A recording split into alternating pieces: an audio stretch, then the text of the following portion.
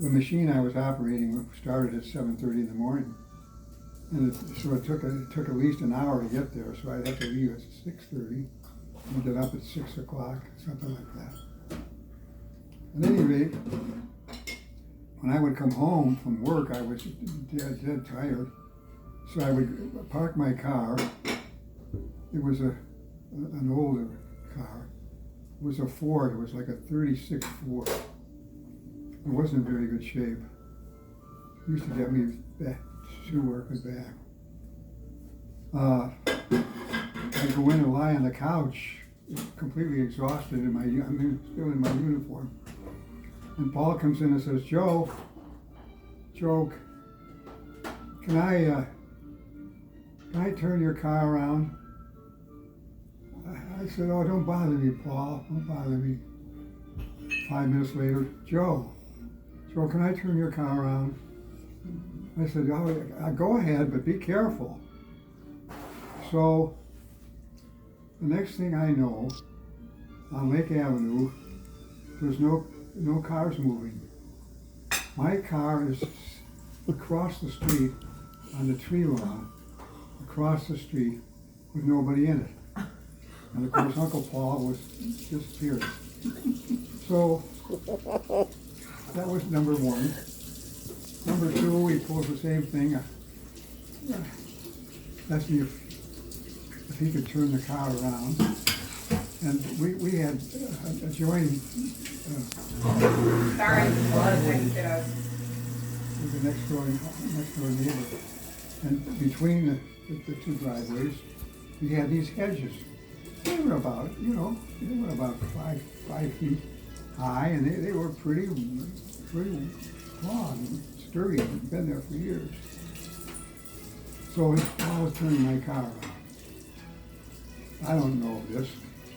He takes it in the back and turns the car around. Now he's got the car pointed out toward Lake Avenue. And he's seated right and smack in the middle of the hedges. They're sticking up in front of the front bumper. He went down that. He took those hedges with one swoop. How old was he? Oh, I don't know.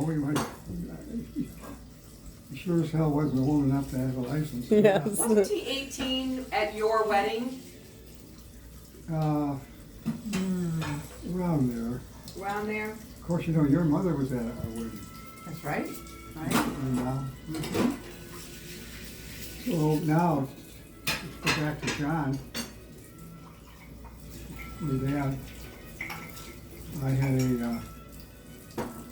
the same car, and I let him use it to go to John Carroll. And he parked it, and evidently when he was coming out of the park spot,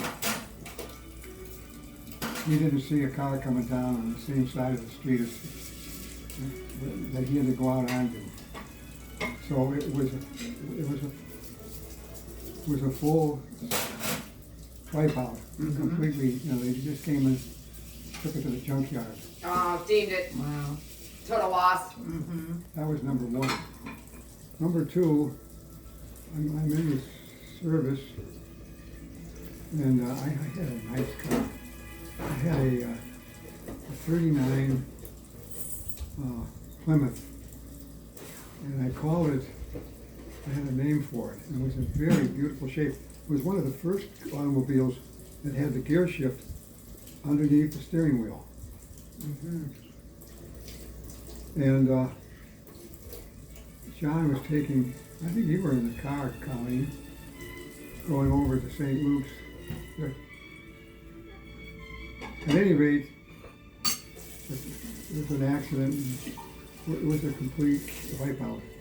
So John had 2 out of 2, and Paul had 2 out of 2. You forgave him. Did you always name your cars? No, Because that's something my dad would always do. He would always name but his cars. Mustang. I did name, Peggy. I named a couple of cars. Yeah, we like Grandma's car. We had White Cloud. Remember White Cloud? Oh, I Oh, do. yeah. Beautiful Buick. Deuce and a quarter. Oh, the deuce and a quarter. Yeah. Pat had it. We had a deuce and a quarter.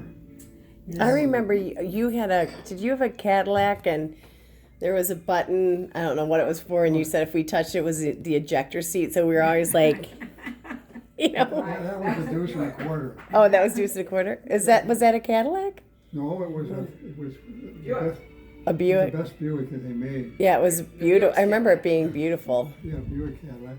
Yeah. And Patricia, when she was teaching, she was using that.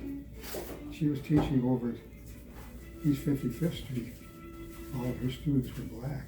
You should have heard the kids. And they were car crazy, Yeah. all those black kids. Here comes Miss Feighan with a deuce and a quarter.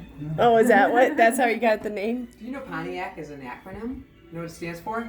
Poor old nincompoop thinks it's a Cadillac. What was that?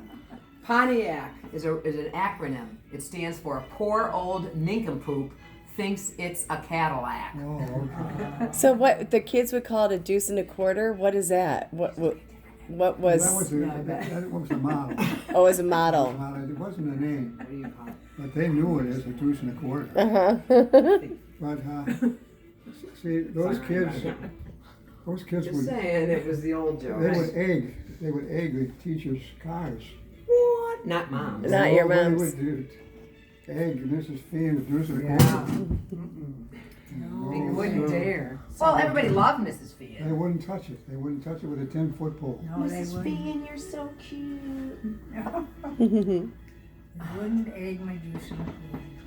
I remember one time you were yelling at me, and I just looked at you and I go, "You're so cute, even when you yell." What'd you say? I totally disarmed her. One time you were yelling at me for some stupid thing I did, and you know, it wasn't that often you would ever yell, but I looked at you and I go, "You're still cute, even when you yell." It made the flames just extinguish. You ready for your nap? Or you want to come for a little ride in the transport chair? You guys are gonna go out Mm-hmm. in the transport chair? If you want to. Well, I would like to go in the back and close my eyes. Okay. All right, Mommy. You're I'll go gonna with have you. a nice walk in the glade, I think, aren't you? That sounds lovely. Yep. Oh, it's beautiful. Daddy, you want to go? Especially No, if you see the I got it. ducks. You're gonna be Oh, like, honey, go with No. Alright. I No, got, please don't feel obligated. I'm sure we've tired you I'm out. going to be Those are- examined Yeah, by my, he's been my on- nurse. That's My right. nurse is Daddy coming is- over Mhm. to Uh-oh. give me a complete exam. Oh, no, wait a minute, you're right about the nurse. What's going on? Anemone. Aw. She's coming over to examine me.